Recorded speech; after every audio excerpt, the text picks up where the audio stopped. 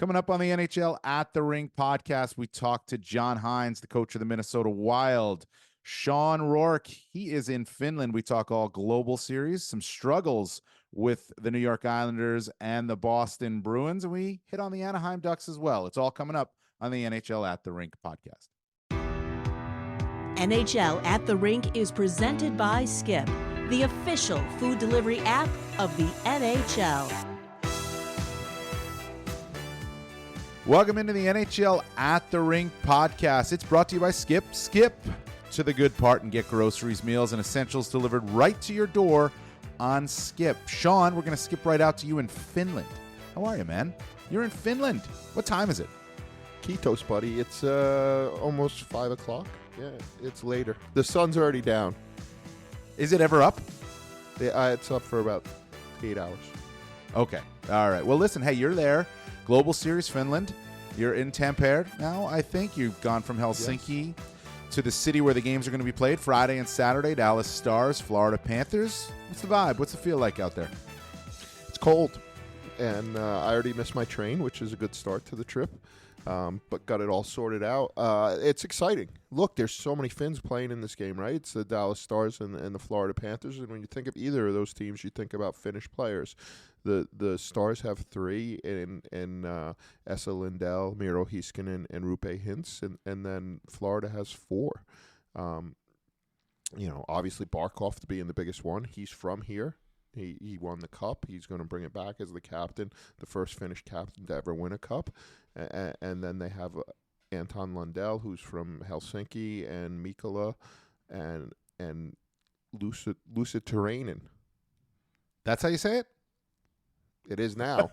It is now. That's Lusitarainen. That's the Yes. Finnish saying of it. That's how I picked Okay. it up. But so yeah, I mean there's so much excitement. I mean we've spent the last couple of days in Finland. Dallas got here before Florida, who played Monday in Buffalo, and we left Sunday. And Esa Lindell and Roope Hintz have been mobbed everywhere they've gone. I went to the Jokerit game last night, which is where Esa played his junior hockey, and now he's a part owner of the team. And the line was literally around the concourse for the meet and greet with him. I've never seen that many people wanting to meet one player. It was ridiculous. He's a god there. Yeah, no, listen, I think that's really cool, and that's one of the best things about the Global Series. You see the impact that these local guys have. Before we go on, John Hynes from the Minnesota Wild, coach of the Minnesota Wild, he's going to be joining us shortly. They're off to a terrific start, the Wild, so we'll catch up with John Hynes, who has been a podcast guest before. But Sean, I mean, I go back to when I was in Munich and Prague for the Global Series to start the season. Clearly, with Buffalo being in Munich, JJ Peterka was that type of player, and a lot of people were all around him because he is from there. He's from Munich. When he got to Prague, it wasn't, look, I mean, Andre Palat was there, but he actually had to leave. He didn't play in the second game because of the birth of his child. He had to go back to New Jersey. It didn't have that feel. It was a terrific experience, no question about it. But Palat played in the game, the first game, he was the only Czech player. And then Jiri Kulik was the only Czech player with Buffalo who played in the second game. So it was different, I think, than what your experience in Finland is. The overall experience I had in Prague was terrific, as we've talked about here, but your experience being around as many Finnish players, and especially a guy like Barkov, right, and the Stanley Cup, it just makes it a little bit more unique. And we've covered these events in the past where I've been to Stockholm with a lot of Swedes. I was in Gothenburg with Henrik Lundqvist when he played against his brother Joel Lundqvist with Frölunda. That was an exhibition game. It was an experience, no doubt. But yours is different, I think, because the amount of Finnish players there, you really get to see and experience the impact that these guys have on their home countries and their hometowns after, despite not playing there. Yeah, and the most amazing thing is you talk to their teammates, right? And I kind of made a joke because anybody who's been around a lot of Finns knows they're a very stoic people. That's just it's in their nature. And Esa and Miro and those guys, they're stoic. They're workmanlike, and every player that I talked to said they haven't seen these guys smile as much as they have in the 48 hours that they've been here.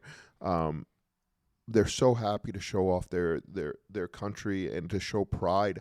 I mean, this is a country of 5 million people, and they produce 5% of the NHLers. Yeah. Like, it's an incredible hockey community.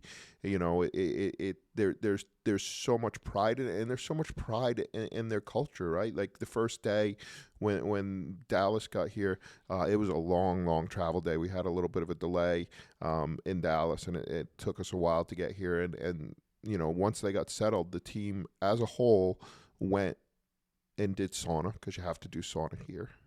Jumped into the Baltic Sea, which is about a balmy 48 degrees Fahrenheit right now. And the Finns had a few laughs at their North American counterparts, even though everybody does the cold plunge now. This is a little different. And then they went out for dinner, and the two entrees were salmon soup and reindeer, and every player tried it, and most of them enjoyed it. And, you know, it really made the Finnish players proud that their teammates were so accepting of their culture, and that they got to be an ambassador to it, because they never get to, right? So if you play with somebody from Boston and you go in to play the Bruins, they get to show you around. They get to take you out for the food that they like, all those things. You know, you go into Toronto, same thing, wherever it might be. But in the NHL, you never come to these cities, and you never get to be the host, and you never get to put out your tail feathers. And now that's what the Finnish players have been able to do. Sean, I'm so happy you mentioned reindeer. It's one of the... Listen, we spoke to Wyatt Johnston at the North American Player Media Tour in Las Vegas before training camp began. And I believe it was you who asked him the question. And it was about the Global Series. It was about going to Finland, about eating reindeer. And Wyatt Johnston talks about the Global Series, but he had maybe the greatest answer, Sean, that we have heard in any interview that we have done for the NHL at the Rink podcast. So we've got that queued up, and here it is. Wyatt Johnston talking about the Global Series, but a little bit about reindeer as well, because you mentioned the Finns introducing their North American teammates to their culture. Here's Wyatt Johnston. A little wrinkle to your regular season this year is taking a little European vacation. Almost. You got to go play some games. They're going to be awesome against the Stanley Cup champion. But how excited are you to go abroad to represent the Stars, and to go abroad with a lot of Finns to their home country? They're going to get the opportunity to show off who they are, where normally you're showing off to them because they don't ever get to go home and play hockey. Yeah, it's exciting. I think we're all really excited just to experience kind of different cultures and experience hockey around the world. And then I know I'm excited for the Finns to kind of be able to have a chance to show off their culture, show off kind of their favorite spots, and we're all really excited. It's not very often where you get a chance to do something like we'll be able to do, and I know I'm super excited. How do you feel about reindeer, and how do you feel about saunas? Reindeer. I mean, I really like reindeer. They're really important to Santa. So I mean, you ever eat one? Will you be guilty when you eat one? Maybe. I mean, I know growing up, the reindeer are very important to Santa. And then sauna, I've been getting into saunas a little bit too. So yeah, I mean, I know we got something planned around that, but yeah, I like saunas too.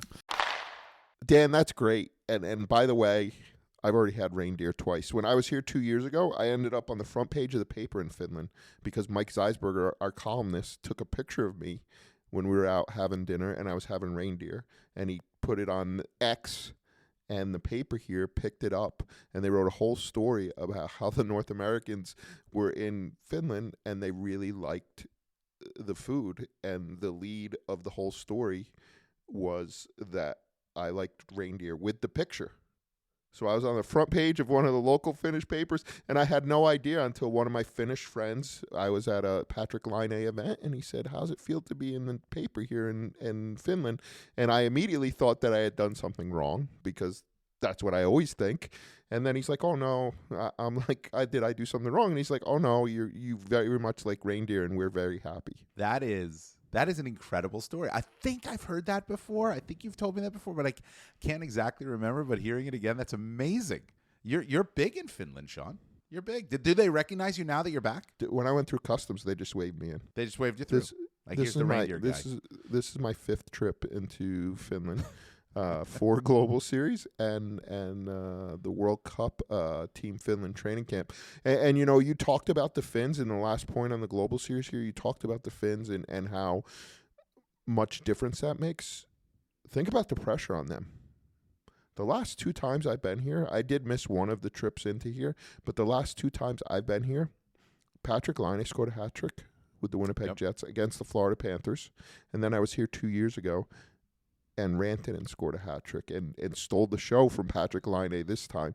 And I've asked almost every one of the Finns if they're going to be the one for the hat trick this time. And none of them will own up to it. They all say they would just like to get 1. But somebody's got to get 3. They got to keep the tradition alive. Somebody's got to get it. Somebody will get it. And I think Anton Lundell, too. Wasn't he one of those that was in the stands several years ago? He was in the stands for the Laine hat trick game against Barkov, which is so funny. He was like 15, I think, when it happened, and Laine was 18 or 19. They were of the same generation. And I said, it was the only NHL game he saw live in person until he played in his debut. And I said, did it make your dream seem more real? And he said yes. And that's what this is about. For all these countries we go into, they watch games on TV. There's highlights everywhere. But Lundell said that the most amazing thing for him was sitting in the stands and watching them warm up and watching their preparation and all the things that they do. He said, I could see the other things on TV, but I was just enraptured by the way that they prepared for games, and I took that back with me, and I tried to replicate it. So that's what these games are about for young Finns. For the older Finns or whatever country we go into, it's about a celebration of hockey, much like all of our outdoor games are. It's a celebration of the community that loves hockey, but for young kids, it's tangible proof that they can do what they dream of. That's the you people wondering what the impact of the Global Series is. That's one of them, and that's a big one. There's no doubt about it. All right, let's change directions here. We are going to bring in John Hynes from the Minnesota Wild, their coach, shortly, but he got to experience it last night, Tuesday night in Pittsburgh, Sean. I hope you got to see some of it too, or at least highlights based on the time difference. Marc-Andre Fleury's return to Pittsburgh for the last time, we think, you never know, but for the last time as the goalie in the National Hockey League. And I can't think of another player, Sean, who still has the impact that Fleury has in Pittsburgh and on the sports fans. And I'm not just saying Penguins fans, sports fans, although I think all the sports fans are Penguins fans in Pittsburgh.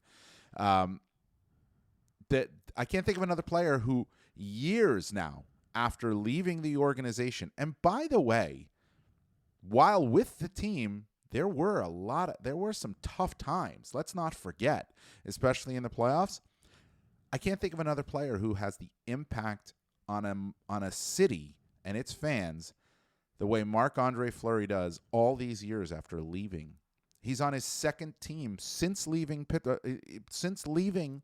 the Penguins, and he goes back there and he is celebrated like a hero. It really speaks to who Marc-Andre Fleury is and the impact that this guy makes wherever he goes. Third team. Third Vegas, team. Chicago, Minnesota. Chicago, I forgot Chicago. Correct. Third. It was short-lived.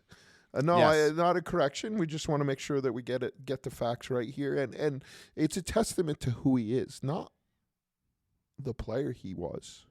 While that's great, it's who he was in Pittsburgh, and he's one of those rare players that, whether you liked the way he played goaltending or not, or whether you liked what he did, you couldn't help but like him as a person. He's so genuinely happy, right? And it radiates from him, and he brings everybody into it.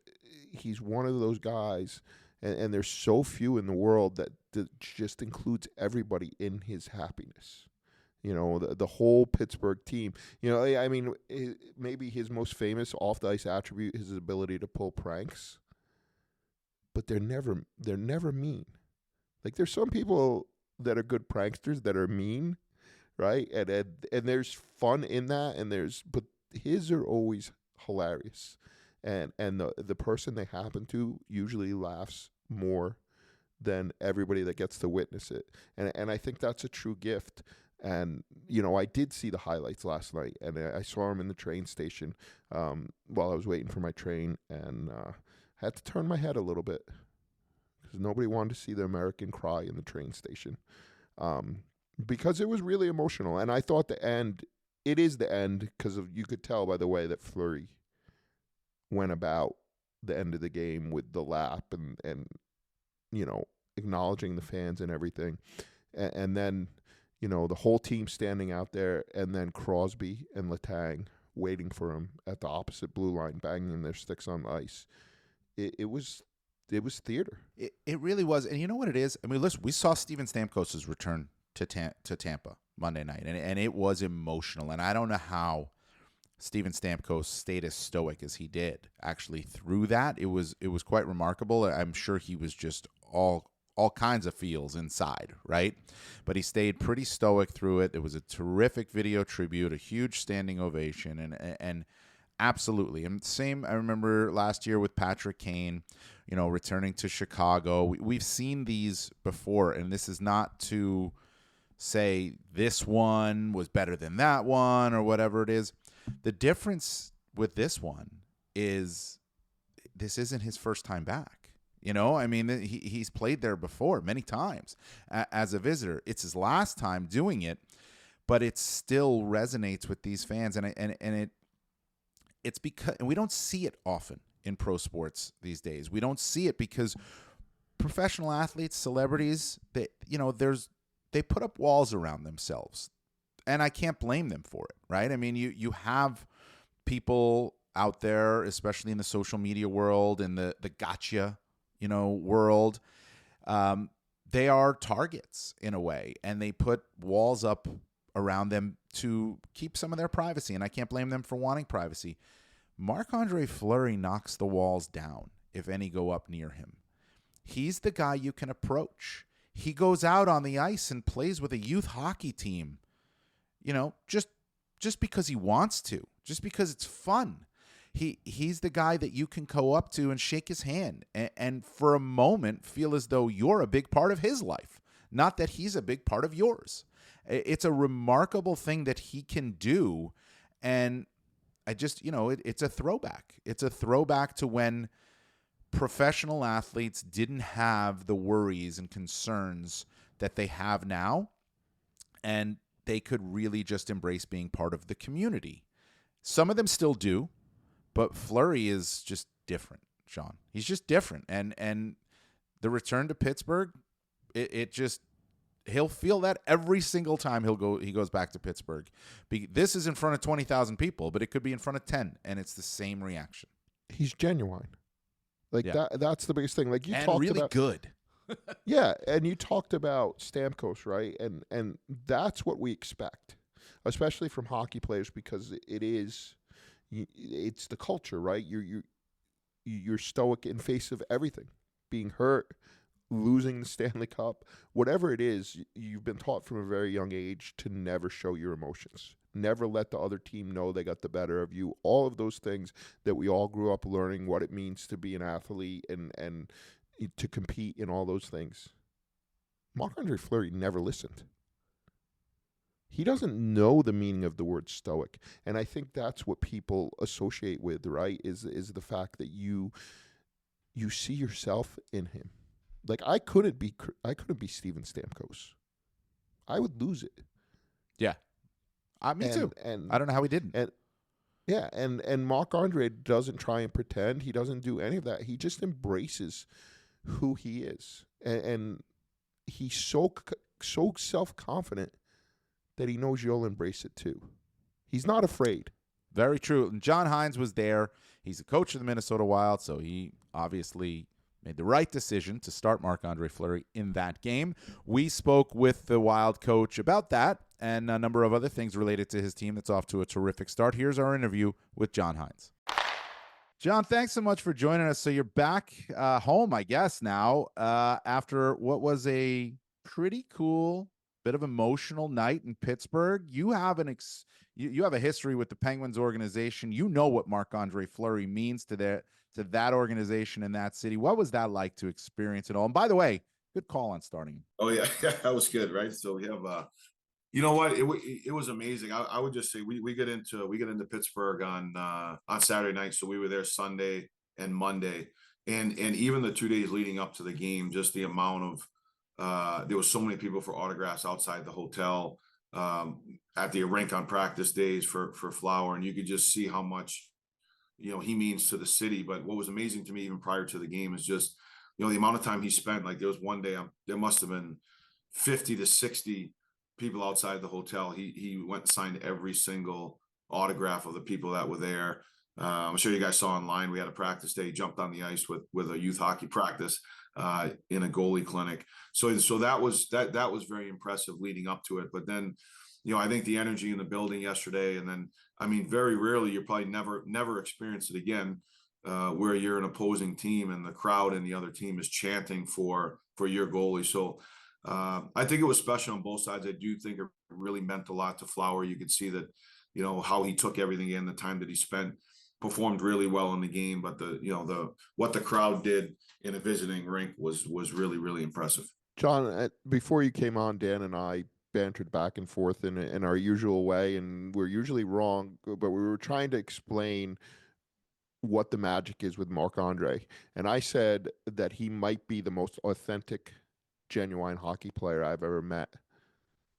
What are your thoughts? Yeah, it's funny. I was talking to some people from Minnesota this morning as well. And if I had to classify it, he's a Hall of Fame player, but he's a Hall of Fame person. And what I mean by that is like his person, he is who he is, regardless of the situation. I think he's genuinely a great, caring person. He's a guy that's got great energy about him. He's always smiling.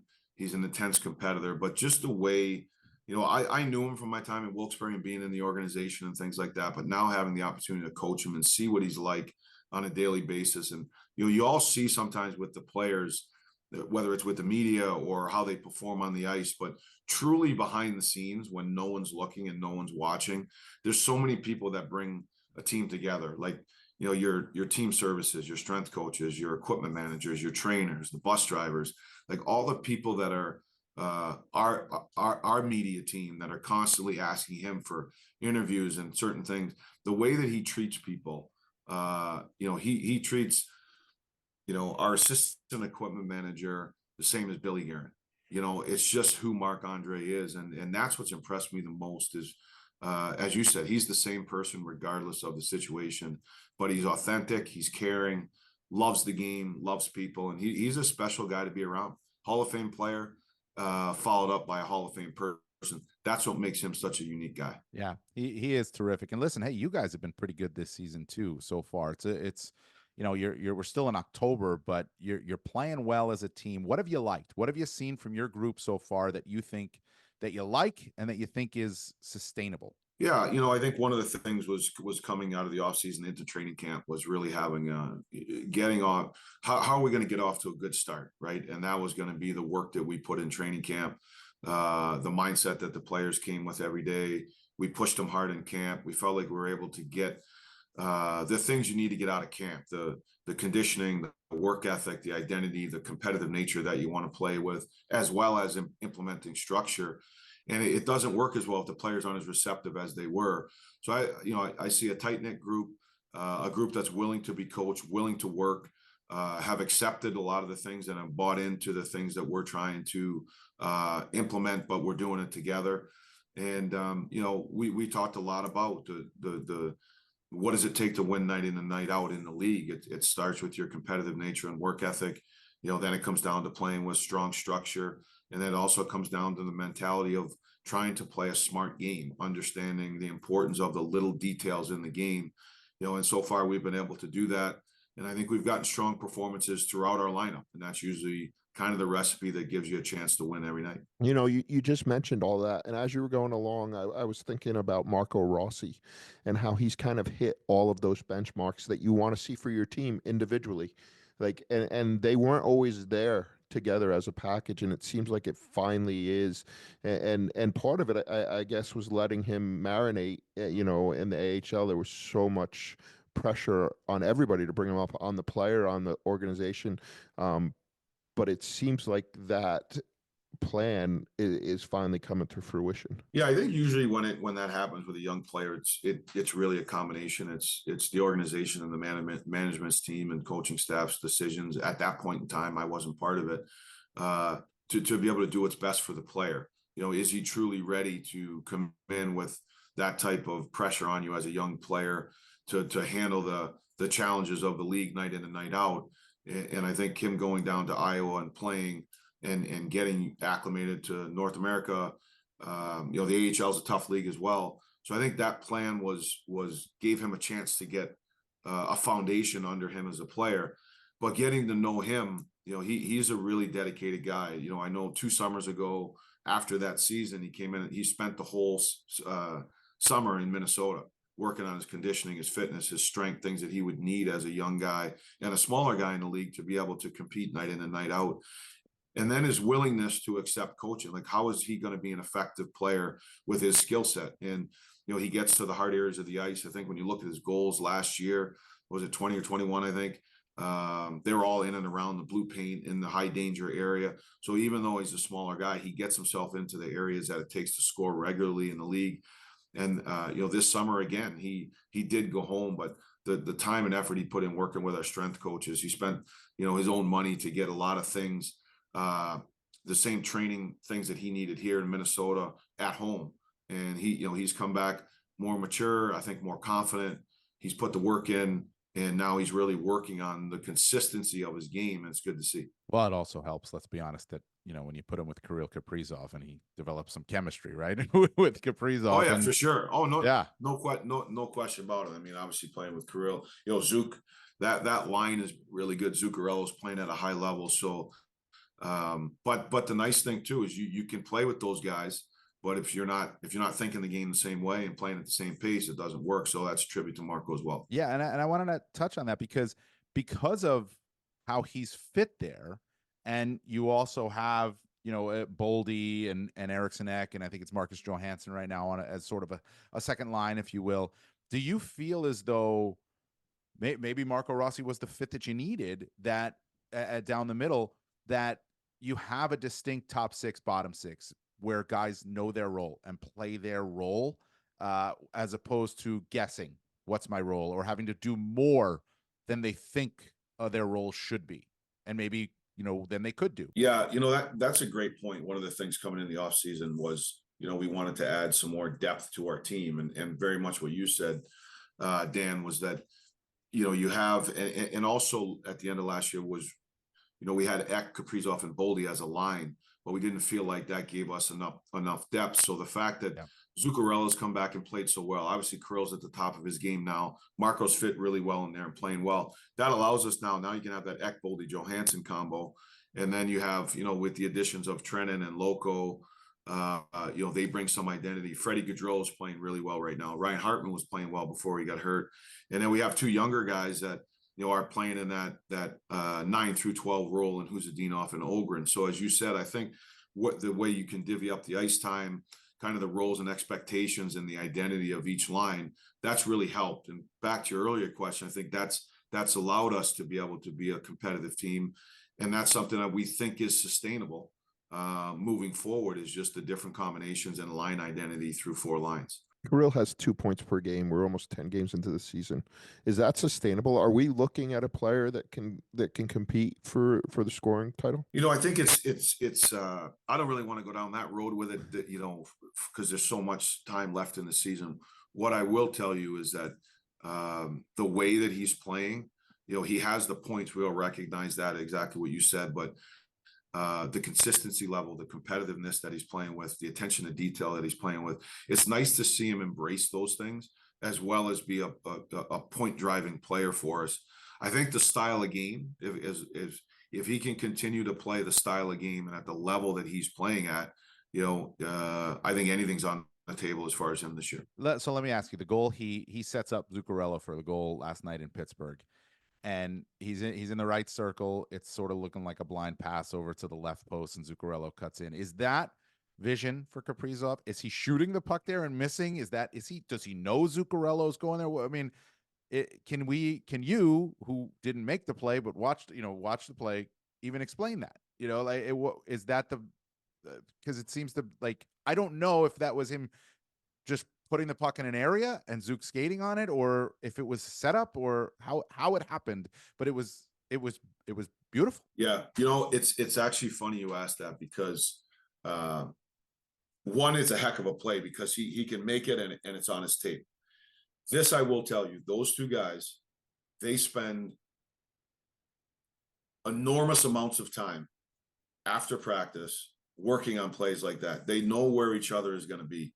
Like, even in that morning skate, we had an optional morning skate that day. We had to kick them off the ice. Two of them had to kick them off the ice. There was one day after practice in the regular season, they were out there for 40 minutes after practice. And it's a seam. They work on a seam play from Zook over to Kirill. Kirill hits him on certain areas. They actually just missed on a very similar play. Now, it wasn't kind of a turnaround spin play like it was last night. Very, very similar play in Philly, except Zook fanned on that one. And it was a back post play. Kirill found him. So it's 100% a high level of skill. Not everybody can make those plays, but it's not by accident.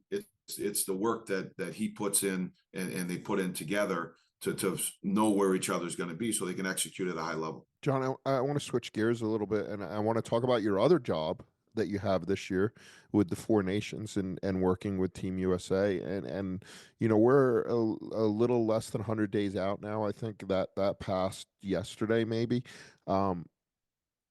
It's starting to get really real. Is it hard to kind of compartmentalize what's happening and what's going to happen in what's going to be the first best on best tournament in 8 years? Yeah, it is. As you said, it's getting real, and you can tell because the conversations, with Sully and the coaching staff and sometimes with the management, it's getting more serious, more real. You're really digging into, I think, certain components of your roster, of trying to make sure that you're putting together the right team. So those talks have intensified, more detailed, more pointed on particular players, and trying to make sure that you have the versatility, the depth, the roles, the player deployment. All those things are really important. And on top of that, even in those discussions, it's tough because you're talking about so many players that could probably be on the team, but unfortunately, we have to make hard decisions on certain things. So it hasn't been hard to compartmentalize. I think that Sully's done a great job of picking spots when we can meet and have Zoom calls. Everything's been very pointed, a lot of, email, text messaging and things like that. So, when it's time to work on that part of it, you have to make time in your day to devote to that.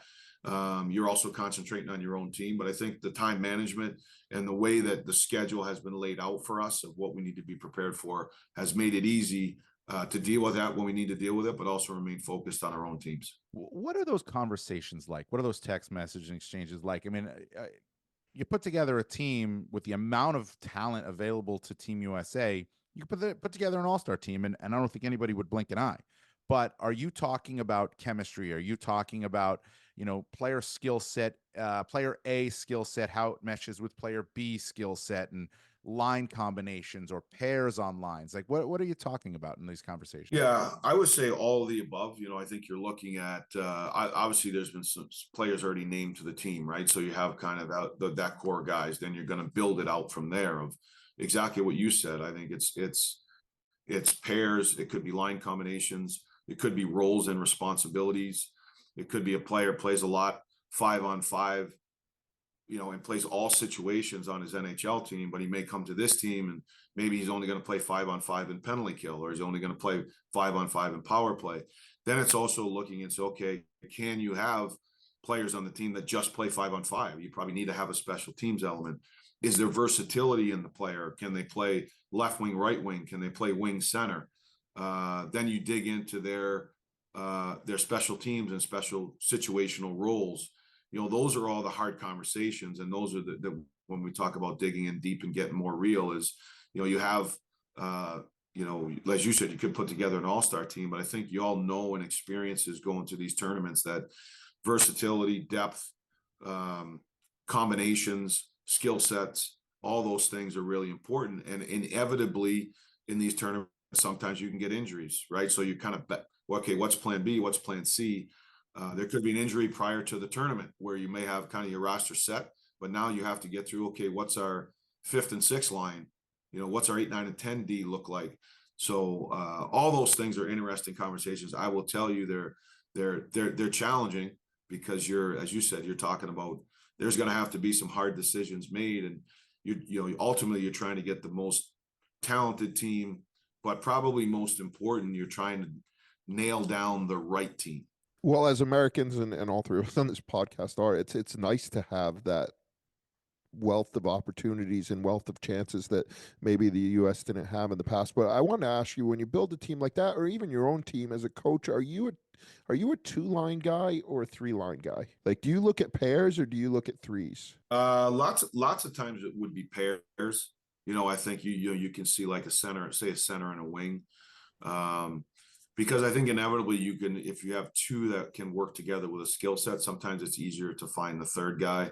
Even in game, I think sometimes, or maybe in a short tournament like that, or in the NHL, sometimes game to game, instead of reshuffling everything, sometimes it could be there's just maybe something a little bit missing on a line on a particular night or in the particular tournament, that if two guys are really playing well together, lots of times within your lineup, you can find a third player that can complement that. And it helps you, I think, keep some consistency to what you're doing. Well, John, I know you're a busy guy, as we talked about. You got your team going. You got Team USA. You got the Tampa Bay Lightning coming into town as well. So we'll let you go. We really appreciate the time. Thanks so much, and good luck the rest of the way, all right? All right. Thanks, guys. Appreciate having me on. Have a great day, and we'll talk soon. Sean, really good stuff there with John Hynes, who is an assistant for Team USA at the Four Nations Face-Off. Mike Sullivan, the head coach. And we're doing roster projections for the Four Nations Face-Off, Team USA. I did the roster projection with Emily Benjamin and Mike Morial. We got Sweden. We got Finland and Canada. It's 100 days out. There's a buzz starting for this. And, it's interesting. Speaking of the Wild, speaking of Hynes, the other night at Madison Square Garden, when the Florida Panthers were in last Thursday, Billy Guerin was there. Kyle Dubas, who's doing some, whose team was playing that night. Billy's team was playing that night, but Kyle Dubas, who's working for Team Canada, and Bill Guerin, the GM for Team USA, they were both at Madison Square Garden. A lot of scouting going on right now for the Four Nations Face-Off. As we do our roster projections now, I think they're about a month or so, a little over a month away from naming these rosters. Yeah, it's definitely crunch time, and it's been amazing being here because Finland is so excited about it. Like, almost every question is about the Four Nations, right? It goes from, hey, how's Finland? And then what do you think about Finland's chances in the Four Nations? And so the excitement's building, and the players are excited. They all talk about best on best, and for a lot of them, it's their first opportunity to have best on best. Granted, there's some teams missing, but it's still, it's a good appetizer for what's to come on the international calendar. And, the excitement is certainly building. Tickets went on sale for both Boston and Montreal this week. So everything's kind of lining up, and as we turn the corner here and we get to American Thanksgiving, that ball is going to start rolling down the hill really quickly. Yeah, February 12th through the 20th is the Four Nations Face-Off. Canada, U.S., Finland, and Sweden. It'll be a lot of fun. And Sean, there's a roster projections for Canada. I would imagine that Matthew Barzal has got to be on the radar for Team Canada, at the very least on the radar to start the season for Canada. Well, let's dive into my mailbag, if you will. And the mailbag segment here is brought to you by Skip. Skip to the good part and get groceries, meals, and essentials delivered right to your door on Skip. So I wrote about the New York Islanders and Matthew Barzal in my mailbag this week, which is on NHL.com right now, Wednesday. and about their struggles, Sean, and Barzal's in particular. So if he is on the radar for Team Canada, he's not doing a very good job of staying on it. He has 0 5-on-5 points. And the New York Islanders are really struggling. They lost 3-1 to the Anaheim Ducks. Barzal expressed a lot. That was Tuesday night. Barzal expressed a lot of frustration after that. Patrick Roy did as well. And Sean, I don't know how it gets better for the Islanders. They'll win games. Barzal will start scoring a little bit of 5-on-5 and Horvat, but you're talking about a team that still is consistently blowing leads. They've blown 9 of them this year. They blew 54 last year. That was second in the league behind the Columbus Blue Jackets. They don't have much depth. They trust about 8 forwards right now. It's getting late early for the New York Islanders and Patrick Roy, and you see frustration starting to bubble over a little bit, Sean. And this is a team that was a bubble playoff team, and then you look at it and you say, okay, Carolina's playing really well. The Rangers are obviously pretty good. The Devils are right there, and Washington's taking control. They just played a great game against the New York Rangers. Where do the Islanders fit in? Columbus has been better. Yeah, everybody's been better, and the Islanders haven't. They haven't done much improvement at all. I think, if Barzal wants to make Team Canada, he might want to think about switching positions and become a goalie. I think he's got a chance there. Canada's goaltending is just, it's not good right now. So if you want to make the team, you can switch, right? Like, That'd be something. In baseball, going from a shortstop to a pitcher or whatever, that's what you need to do here. But yeah, no, the Islanders are going to struggle to score goals all year. Like, they just don't have that guy that's going to break things open. And they're at times they're maddening to watch because they just can't generate those really high quality chances on a regular basis. And you mentioning the blown leads, I think that's huge, right? They had a 3-goal lead the other day, and they look like world beaters. And that was the Florida game, and the wheels just fell off. And it was domination. And it's one thing to blow a game when the other team has a spectacular game and they really put their stuff together. It's a different thing when it's happening over and over and you're making teams look really good on a regular basis. And I thought Patrick Roy's comments after that, I think it was after that game, about the roster and what he has at his disposal and everything else were really telling. I think it's very hard to game plan with that team. Well, he even said, I don't trust my 11th and 12th forwards right now. But I think it goes deeper than that. With Anthony Duclair out, they're missing a winger on the top line right now. And you talk about a game breaker. Barzal's got to be the game breaker. That's his job. He's supposed to be that player. And he just hasn't been that player. And the blown leads, it goes back to last year. This is a team. You remember when just a couple of years ago, this team would get a 1-0 lead. And that was it. Right? Or a 2-1 lead, and that was it. Well, they gave a point to the New Jersey Devils the other day. Forget about the Florida game. Yeah, absolutely. That was bad. 3-0 lead, lose 6-3. They went and beat the New Jersey Devils in overtime the other day, but that's a division rival, and they blew 3 1-goal leads in that game. Okay? This Islanders team used to never do that. And they've been doing it regularly since the start of last year. Like I said, 54 blown leads last year, second most in the league last season behind the Columbus Blue Jackets at 59, and now 9, which entering yesterday was the most this season. So it is a struggle. Again, another team that's struggling, Sean, and we can move up a little bit to Boston. The Boston Bruins don't look so good either. They're 4-5-1. They just lost 2-0 to the Flyers. Jim Montgomery lost it on Brad Marchand on the bench. That's, read into that with what you will. That's fine. They lose to Nashville 4-0, a Nashville team that had no wins at the time. 5-2 at home to Dallas, 2-1 in overtime to Utah. The Boston Bruins have scored 1 goal or less in 4 of their 10 games. And you watch them, Sean, and I watched them last night. And Andy Brickley, their broadcaster, was getting on them about it too. There's flybys, there's weak clears, passes going to nobody or into the skates. It's somewhat shocking to me to see the Boston Bruins play this way. They can turn it around because we expect it culture and all that stuff, right? But they look like they got a lot of things to turn around right now, and it's a little bit shocking to me based on, what they have, but just what they've been. Yeah, it's completely shocking. I mean, they're down, in the bottom third of the standings, and you never see the Boston Bruins there. It's been a long time since they've been there. I was concerned early in the year. I thought it would take a while for Swayman to, get back up to speed after a long holdout. I don't think that's been the issue. I don't read much into the Marchand brouhaha. I think, and Montgomery apologized and Marchand just laughed about it and whatever. And I think that's a huge part of it. I think coaches know who they can yell at and who has the skin to take it. And sometimes there is a public beration for the benefit of the whole team. But you can't yell at the guy you want to yell at because you're going to lose him. So you yell at the guy that you know can handle it and will handle it the right way. And I think that's what happened. Look, Brad Marchand hasn't been great this year. He hasn't scored a ton of goals. It's Pastrnak and Pray for Rain over there. But he's a guy who can handle the heat. And I don't know how many guys on that team can.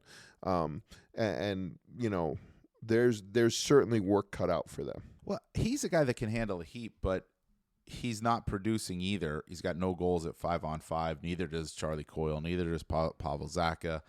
And when things are going bad, okay, the coach gets on that guy. He's the captain. Okay, you take note if you're a player. You would expect him to go out and play a better game in the next game, and they didn't. The Philadelphia Flyers came in with Samuel Ersson as like an .870 goal save percentage, and struggling. A Flyers team that just was struggling. You listen to John Tortorella talk about his team. It's almost like he doesn't want to talk about his team. It's not been good. There's a lot of issues on that team, and they go out and they win 2-0. It was a 1-0 with an empty net goal, but they go out and win 2-0 against the Bruins, and the Bruins look like they looked like the worst team, of the two, the worst of the two teams in that game, which should not happen to a team of like Boston. I mean, look, Sean, I picked the Boston Bruins to go to the Stanley Cup final. I picked them to play against the Edmonton Oilers. Both teams are 4-5-1 and they're combined -20 goal differential right now. What's going on? And we're not this. Listen, it's 10 games. We're an eighth of the way through the season. Okay, we're halfway to the quarter mark of the season. It's approaching the point where it's not a small sample size anymore. No, it gets late early. I mean, a lot of teams learn that. And other teams like Winnipeg are putting away points that are going to help them down the stretch. You kind of look and you're like, well, they're going to, their path to the playoffs is pretty easy now. They've taken 16 out of 18 points or, whatever it is. So I think, for the Bruins for sure and for Edmonton, right? And now Connor McDavid's hurt. We don't know how bad. But he was pulled out of a game or didn't finish a game, and we're waiting to hear what that's going to be. And that's certainly not going to help them. I haven't liked the way that they've looked. They're really low in my Super 16 this year. They're still in. So is Boston, just because of the pedigree. That's what they're living on right now for me. And they're at the bottom. I don't even know if they're a top 16 team, but I still have to believe that there's something there and that they're going to find it. But each team needs a hand grenade thrown in their room.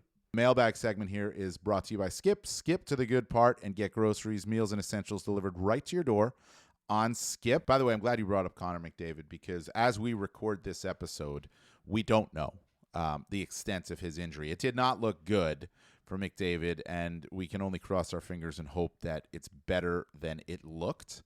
I'm sure it's, by the time you listen to this podcast, we might know already, the severity of it, but we don't know it yet as we are recording. Just wanted to point that out. Yeah, I can't believe you know saw what, Edmonton. Dan, you know what? It didn't look good when Barkov got hurt either. No. And you know who's going to play in the Global Series here less than 3 weeks later? Alexander Barkov. Yeah, but so here's the thing. Things look bad sometimes, and they're not as bad. So I will see, but I just, as bad as sometimes injuries look, they're not as bad as they seem. But here's the thing.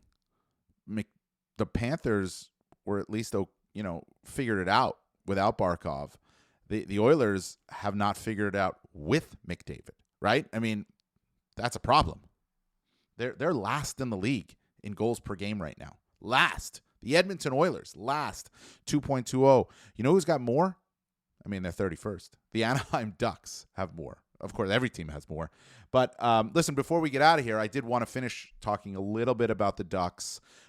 We don't talk about the Anaheim Ducks very often. We just don't, right? Because they're a rebuilding team. They're young. But they rolled through here, our area, played the Rangers, the Islanders, and the Devils. They got a win against the Islanders, as we talked about, Sean. But I spent some time at Madison Square Garden talking with Greg Cronin, their coach, and Ryan Strome, one of their top forwards. And it was interesting to hear what they were saying about Anaheim, about the team. Like Strome was saying, you know what, it's better. The last 2 years were really hard. This is better. Like the younger guys are starting to get it a little bit, and the older guys, he also pointed out, are also starting to get it. They're starting to figure out how to work with the younger guys, like the Leo Carlsons and the Cutter Gauthiers and the McTavishes. They need help, right? Well, Killorn came from a veteran team.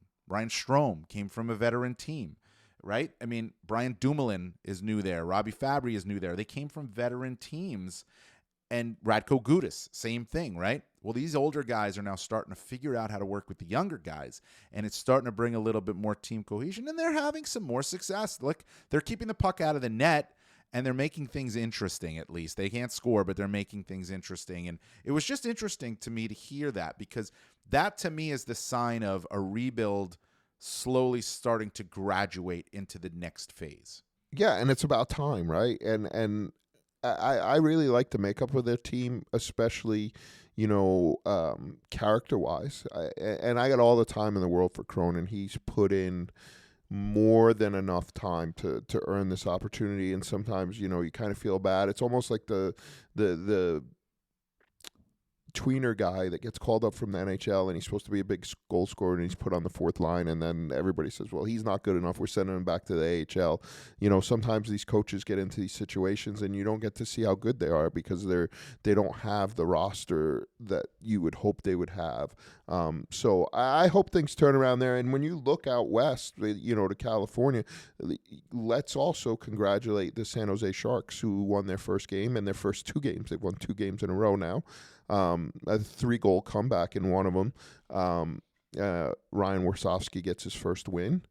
Congratulations to him. And hopefully after a really rough start, they're starting to figure it out.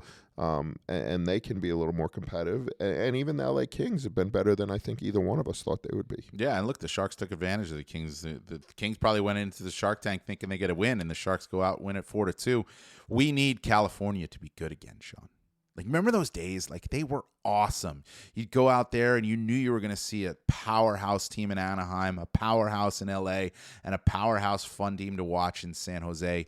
It was like California took over the hockey world for a while. And then the Sharks had to rebuild, and the Ducks had to rebuild, and the Kings had to rebuild. But man, those were fun times. And maybe we're not anywhere close to getting it back.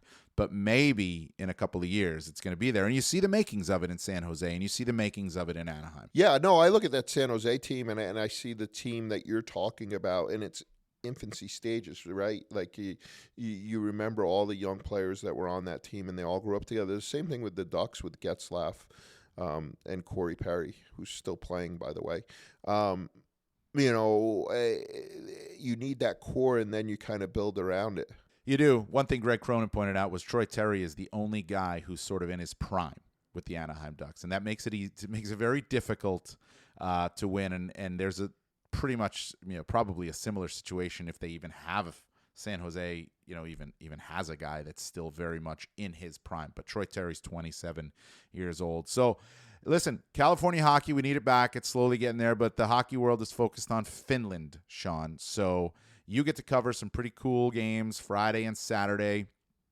Panthers and Stars, a lot of Finns there.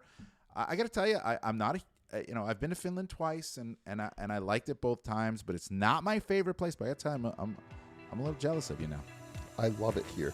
And speaking of 40-year-olds, guess who I found yesterday playing hockey for Jokerit? Val Filppula, he's the captain of a second division team, Joe Jokerit, who used to be in the top division but are no longer, playing for free to try and get that team promoted. I told him he's just like Jaromir Jagr. He told me to never put those two people in the same sentence again. Well, listen, I'm going to have to agree with him on that one, okay? I will say, did you have dinner with Val Filppula? Because I had dinner with Jaromir Jagr. I did not. He was playing. But maybe, who knows, maybe in the next couple of days. Yeah, definitely. Listen, hey, this was a lot of fun. Enjoy your time there. And again, the NHL At the Rink podcast is brought to you by Skip. Skip to the good part and get groceries, meals, and essentials delivered right to your door on Skip. Enjoy the hockey.